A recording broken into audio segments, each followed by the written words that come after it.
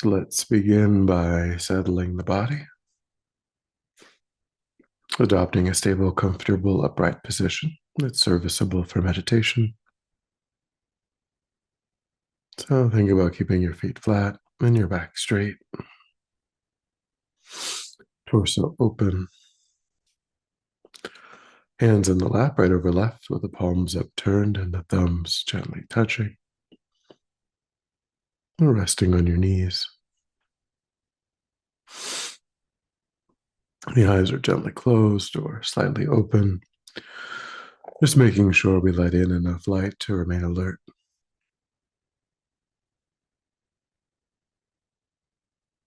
And we begin to let go of attending to the outside world, allowing sights and sounds to be as they are. No need to investigate, constraining your awareness just to the body and mind.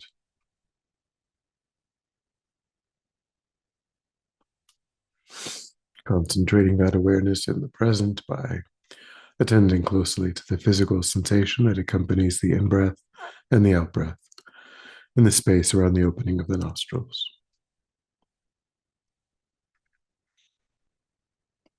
Noticing quickly when anything other than that one physical sensation is arising in the mind.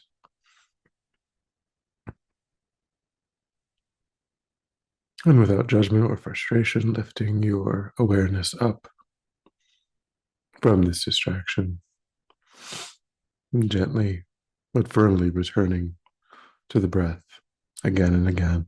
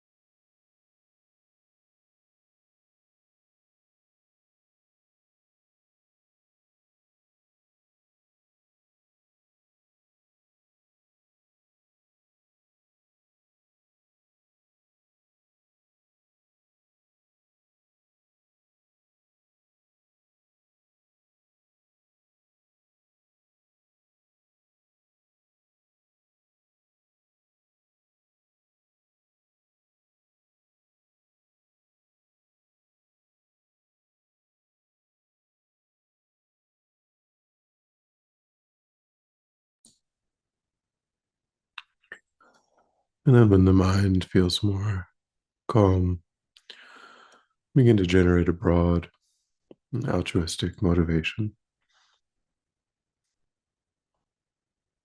Begin to recognize all of the ways in which you yourself are the recipient of incredible kindness that is flowing every moment toward you from all other sentient beings.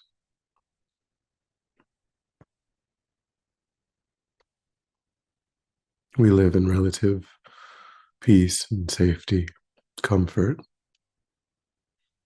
providing the basic space to practice.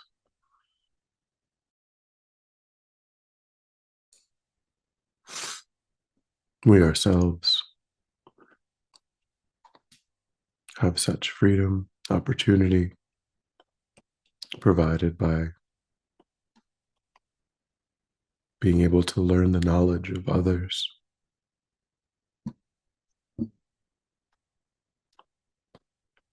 You have opportunities to engage in supportive work, which depends upon countless others providing our society.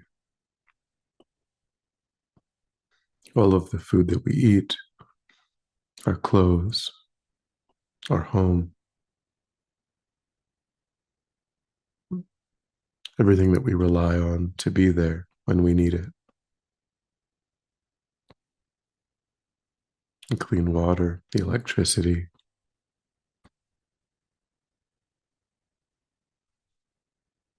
and the field of sentient beings themselves giving us opportunities to grow in loving kindness, compassion, wisdom, generosity, patience, ethics.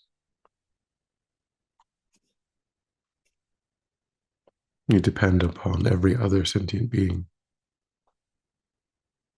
for our own enlightenment.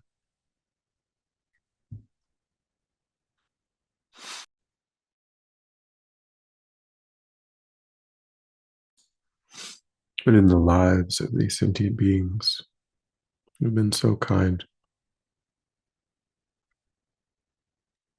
there are obstacles and difficulties that are arising without choice.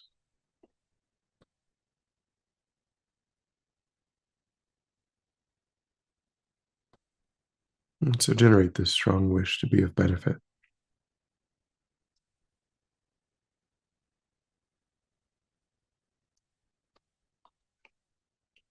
Recognizing that the degree of our ability to be of benefit will depend upon the nature, the content of our mind.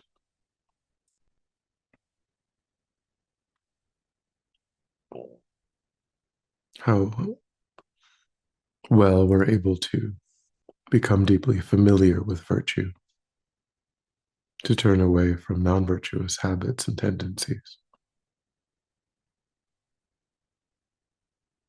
How naturally and spontaneously we can move toward being of benefit. I think the purpose of our time is to create those inner causes and conditions.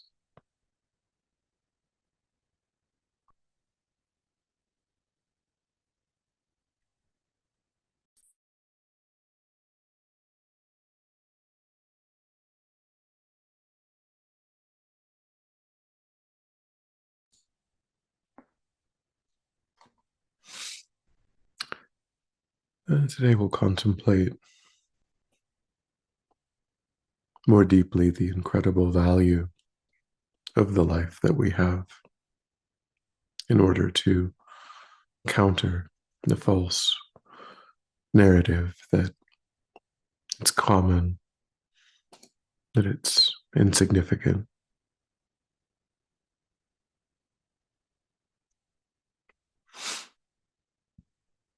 To begin to contemplate the nature of mind, thinking back over your own life, recognizing that sometimes Anger arises in the mind, but sometimes patience also arises. Sometimes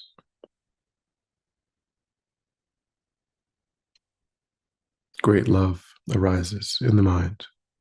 Sometimes great compassion arises in the mind. And sometimes jealousy arises in the mind.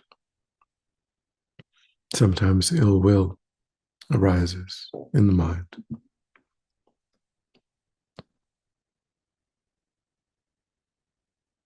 When the causes and the conditions come together, different experience arises. But the mind itself is that which is clear in knowing.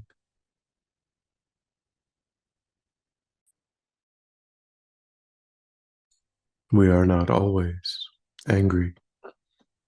We're not always patient.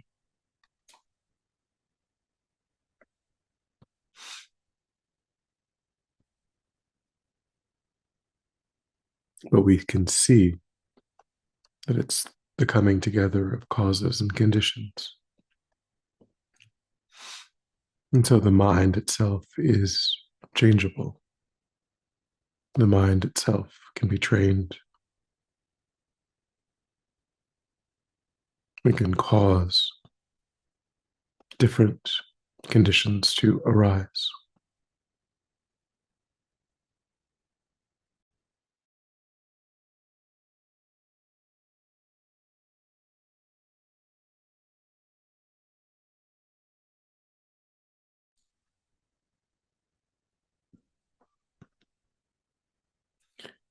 And what's fundamentally different between those times when the causes and conditions arise for wisdom minds, like true love, true compassion, true generosity, true patience, and minds like malice, like jealousy, is that they are not wisdom minds. They are supported, defended by ignorance. Ignorance is the fundamental supporting condition for afflicted states.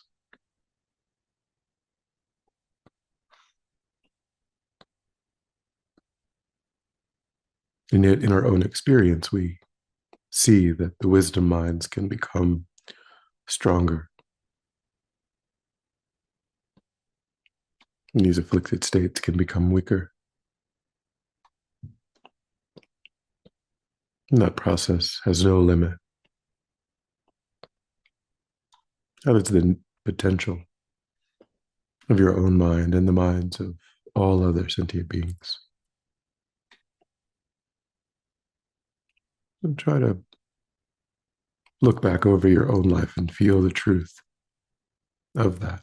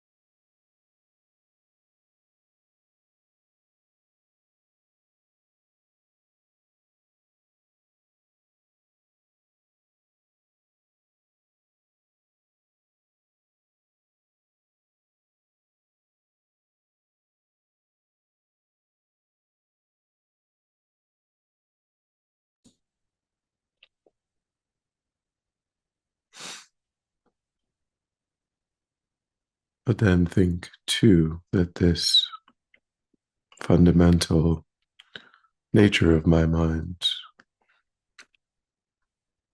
in order for it to be cultivated intentionally, in order for it to be truly tapped into, does require the coming together of many, many supportive causes and conditions that are not universal among sentient beings generally.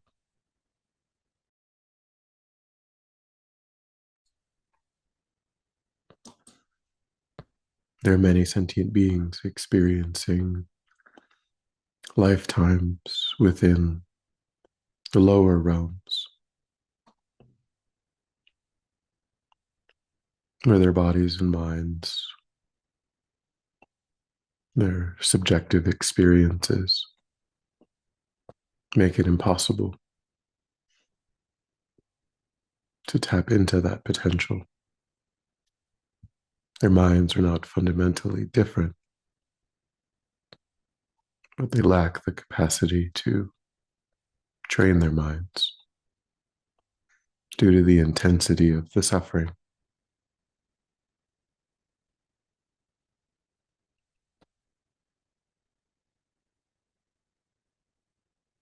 You can think, what must it be like to be an animal, completely at the whim of hunger and thirst, being exposed to the elements,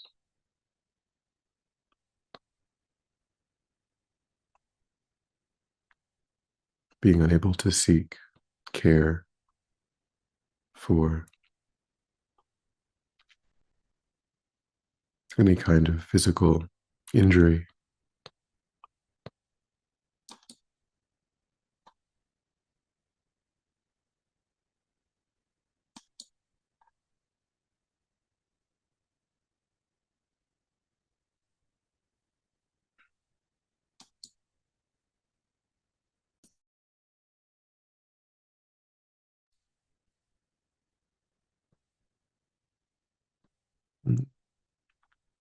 The other lower realms of hungry ghosts and those in the hell beings, hell realms, are even more oppressive.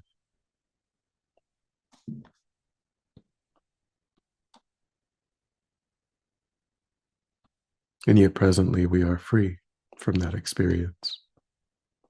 How incredible. Even the upper realm rebirths, where there are fewer sufferings, there's an intoxication with bliss that similarly prevents spiritual practice.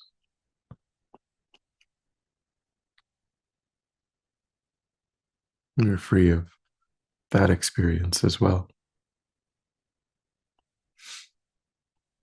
That danger of just wasting our time.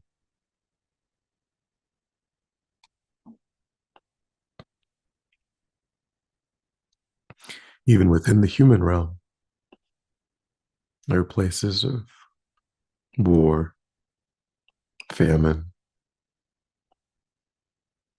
political and social oppression.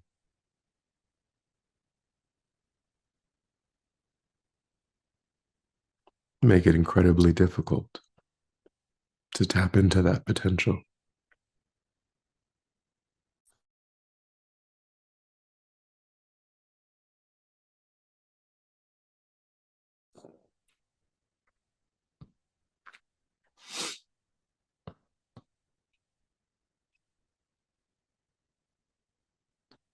We could have been born at a time and place simply bereft of this spiritual path, no Buddha having ever presented it, no one to have carried it generation after generation.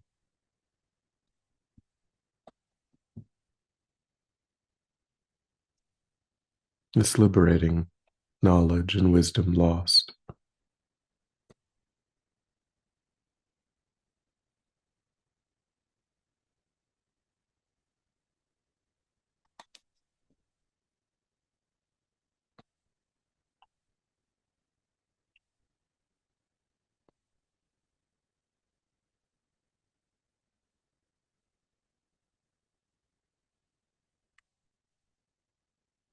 And think of all of the sentient beings that have ever existed, all of the sentient beings that are existing right now.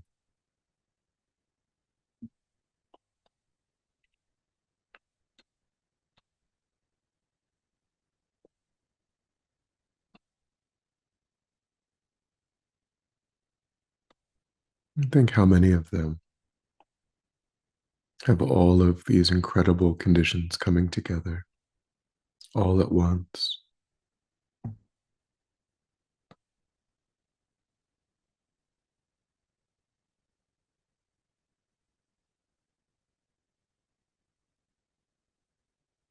I think almost none.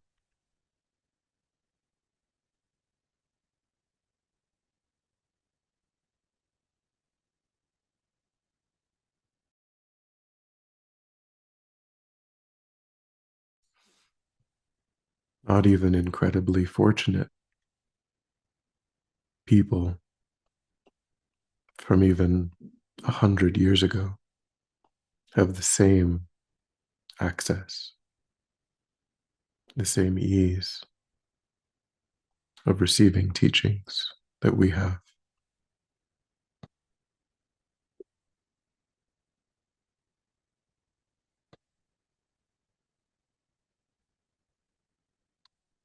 So try to become deeply convinced that if you were to design a lifetime that was the most well suited to tapping into that potential of mind, it would look like your life.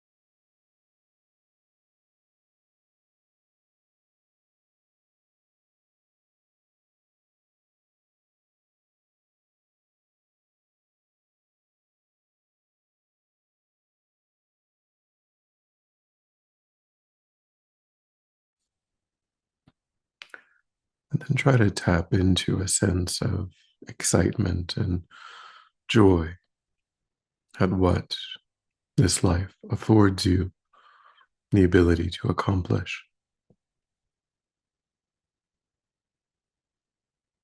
giving rise to a determination to really take advantage of this extraordinary opportunity.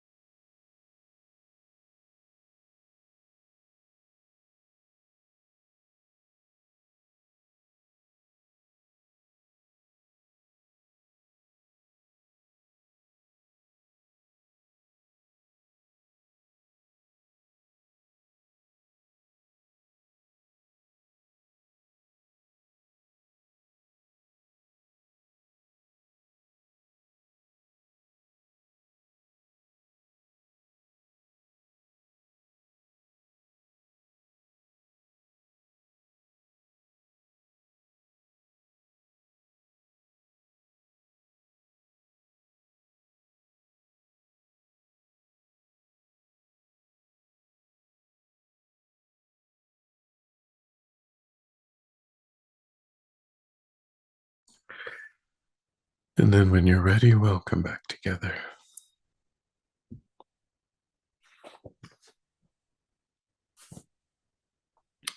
And we'll dedicate. So recollect your altruistic motivation and think that by having engaged in this contemplation that you've actualized that motivation, which has generated positive energy in your mind. And think that you freely offer the fruit of your practice, that positive energy, for the benefit of all sentient beings without exception. Thinking strongly when this positive energy ripens, may it serve as a cause and condition to eliminate war and famine, poverty, disease, disasters, all painful inner and outer conditions. May it fully ripen the minds of all sentient beings. May they quickly meet perfect teachers and arise in the state of full enlightenment. May I too achieve the state of enlightenment so that I might work for the benefit of sentient beings perfectly. May any obstacles facing the Guru's on life be completely dispelled. And may I and all sentient beings in this moment come under the joyful care and guidance of enlightened beings. May we be guided and protected until we swiftly achieve that state of enlightenment. Thank you.